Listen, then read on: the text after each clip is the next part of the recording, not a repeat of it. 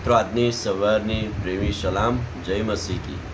આપણે પ્રેરિતોના કૃત્યોના 10મા અધ્યાયમાં કર્નેલિયસના દર્શન વિશેની વાત જોતા આવ્યા છે.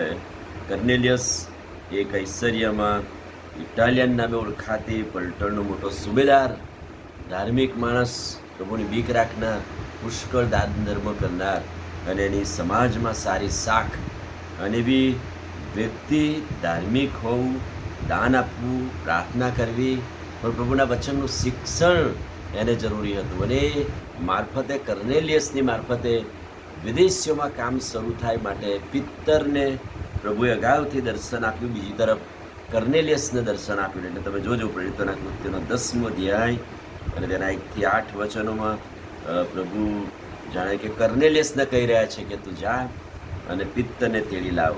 અને એ જ પ્રમાણે પિત્તરને પણ રાત્રે દર્શન થયું અને એને બહુ મોટું એક વાસણ, મોટી ચાદર જેવું 4 ખૂણાથી લટકાયેલું સ્વર્ગમાંથી ઉતરી આવ્યું અને જાત જાતના પશુ પંખી, પ્રાણીઓ, આકાશના પક્ષીઓ એની અંદર હતા. એને કહ્યું કે હવે તું એને મારીને ખા.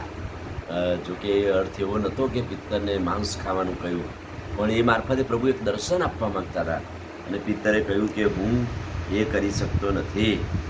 ત્યારે પ્રભુએ કહ્યું કે જેને મેં શુદ્ધ કર્યું છે એને તું અશુદ્ધ કહેનાર કોણ?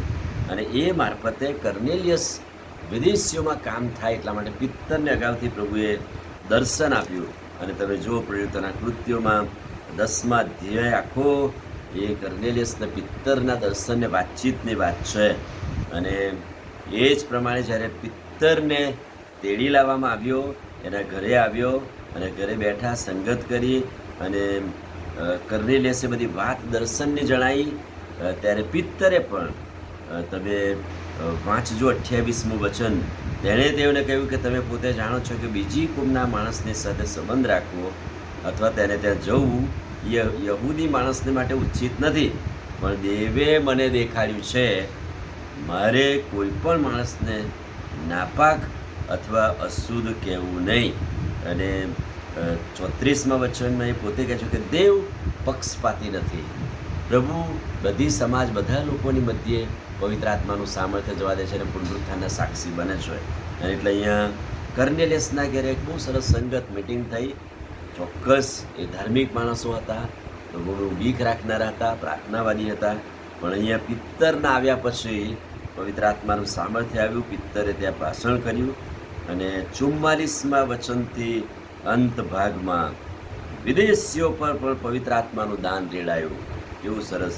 કર્નેલિયસની મારફતે વિદેશી પ્રજામાં પણ કામ શરૂ થયું.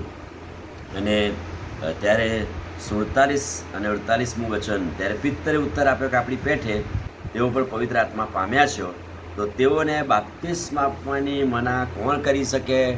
આ વિદેશી છે કે આ જ્ઞાતિનો છે કે યહૂદી નથી, બિન યહૂદી છે?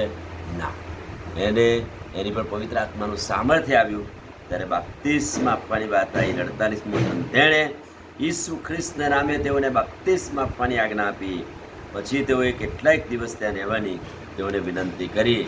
અહીંયા કેટલાક દિવસ કર્નેલિયસના ઘેર રહ્યા. જેટલા ઉપસ્થિત હતા એ બધાને પિત્તરે પવિત્ર આત્માના સામર્થ્યમાં બાપ્તિસ્મા આપ્યું. અને વિદેશીઓમાં કેવી રીતે કામ શરૂ થયું એ વાત કર્નેલિયસ પરથી આપણને ખબર પડે છે. આમીન. પ્રાર્થના કરીએ. વાલા પ્રભુ, આજે સવારે તમારા અદ્ભુત ને પવિત્ર વચનને માટે આભાર. વચનના પ્રકાશમાં અમને દોરો અને તમારું સામર્થ્ય આપો. પ્રભુ ઈસુના નામમાં પ્રાર્થના કરીએ છીએ. સાંભળો ને માન્ય કરો. આમીન. God bless you.